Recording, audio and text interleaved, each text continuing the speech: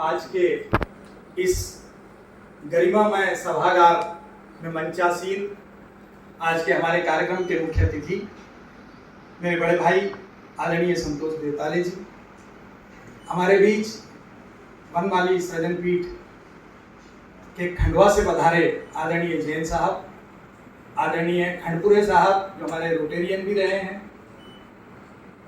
हमारे हैं, और हमारे बीच भट्ट साहब इस संस्था के अध्यक्ष, हमारे वरिष्ठ श्री संतोष परिहार जी संरक्षक, जिन्हें सारा निमाड़ और देश धुआंधार के नाम से जानता है, ऐसे परम श्रद्धेय डॉक्टर रमेश चंद्र धुआंधार जी,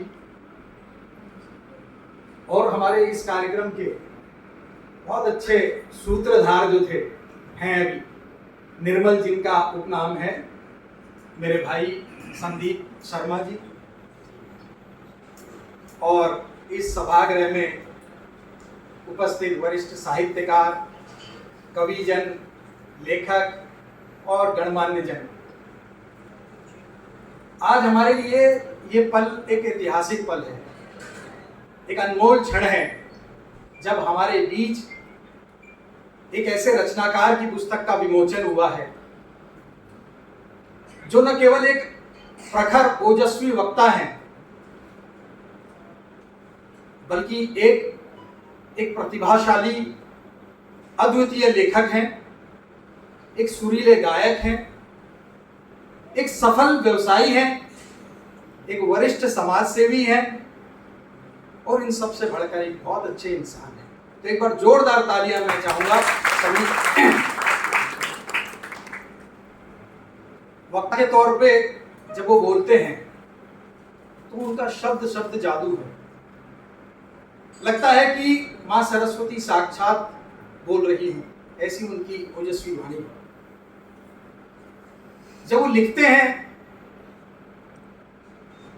तो उनकी कलम जब बोलती है, लिखती है, तो आप सभी ने अभी उनके कुछ चंद गजलें या शेर अभी सुने आपने। जब वो गाते हैं, इतना सुरीला गाते हैं, तो मैं रोटरी क्लब में हम लोगों ने अक्सर हमें अंकल को घेर लेते थे, किशोर कुमार हो, मुकेश कुमार हो, ऐसे मेलोडियस गाने पूरे डूब कर मंत्रमुग्ध कर देते थे। और जब व्यवसाय करते हैं तो उनकी अद्भुत उद्यमशीलता कि देखिए इतना सफल होने के बाद इतना डाउन टू अर्थ होने लगते हैं। समाज सेवा की बात करें तो एक वाक्य है कि परहित सरिस धर्म नहीं भाई, पर आए किसी दूसरे का हित करना, उसकी सहायता करना, इससे बड़ा कोई धर्म नहीं। सभी में एक व्यक्ति देखने वाले आदरणीय चावला जी के साथ मैंने कई वर्षों तक रोटरी क्लब के अध्यक्ष थे। मैं रोटरी क्लब में सेक्रेटरी था, कई सालों तक मुझे सेक्रेटरी मिला।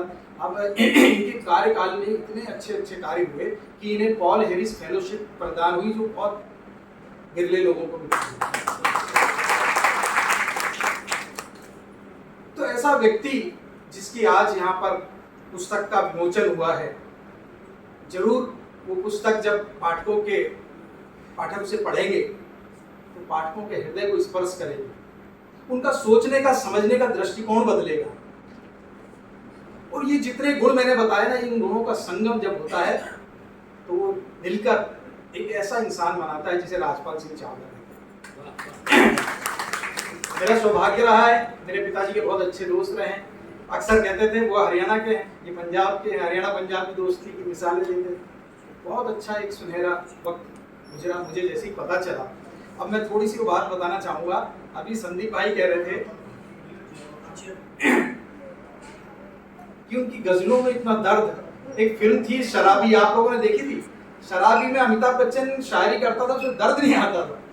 तो उनके एक चाचा थे, ओम प्रकाश जी थे, तो जब उस पर दर्द आने लगा, गहराई, बोले बेटा इसमें गहराई नहीं आ रही, दर्द नहीं आ रही। पीछे बैठे हैं शराब जी, उनको पता होगा, तो उन्होंने मोहब्बत कर ली शराबी फिल्म में अमिताभ बच्चन ने जयप्रदा से, तो उसकी शायरी में बड़ी गहराई आने लगी, बड़ा दर्द आने लगा।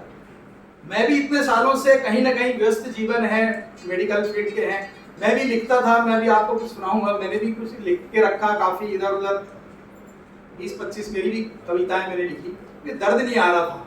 अब मैं समझ गया हूँ कि मेरा भी जो उनका दर्द है, उनकी जो गहराई आई है वो कहाँ से आई है। उनके बाजू में बैठे हैं, तो मैं भी मुझे अब सूत्र पता चल गया है कि वो दर्द और गहराई कहाँ से आती है। दूसरी बात, जो इनका तकल्लुस है, राज, उसमें भी बड़ा राज है। आप देखिए फिल्म जगत में शाहरुख खान टॉप पे है, बादशाह, उनको फिल्मों में राज के नाम से जाना जाता है, और अब साहित्य जगत में एक और राज आ गए हैं। तो एक बार जोरदार तालियां इस राज के लिए। मैं एक छोटी सी, चूंकि एक गुस्ताखी होगी अगर मैं इतने वरिष्ठ जन सुधीजन बैठे हैं, हमारे बड़े भाई बैठे हैं, एक छोटी सी मैंने कविता लिखी थी,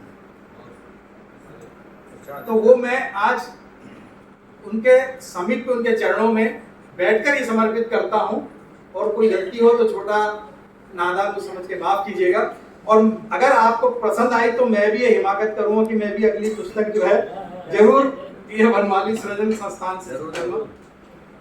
कि एक मुट्ठी आसमान, देखिए आसमान क्या है मेरी नजरों में, भाई सर ने तो बताया, युवा लिखा है जो भी, एक आसमान क्या है, एक उम्मीदें हैं, एक चाहत है, इच्छाएं हैं, आसमान, खुला आसमान। और एक मुट्ठी पर मुट्ठी क्या है, एक बच्चे की मुट्ठी, एक जवान की मुट्ठी, एक किसान की मुट्ठी, एक मजदूर की मुट्ठी, हर एक की मुट्ठी कुछ कहती है।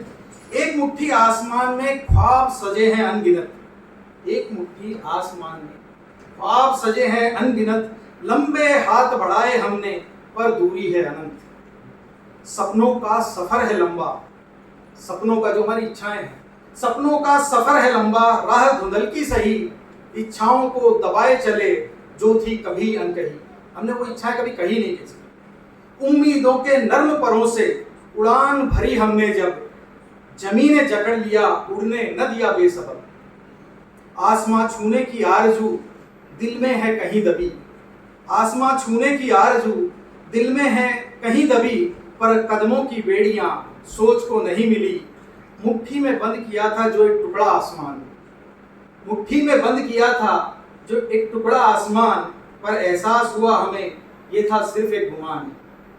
मुट्ठी में जो पाया था मनोज, ये आखिरी लाइन में समर्पित करूंगा, कि मुट्ठी में जो पाया था मनोज वो आसमान बिल्कुल नहीं था। धरातल में जब हम यथार्थ में देखते हैं तो मुट्ठी में जो पाया था मनोज वो आसमान बिल्कुल नहीं था, लेकिन जो मुट्ठी में था वो आसमान से बढ़कर भी था।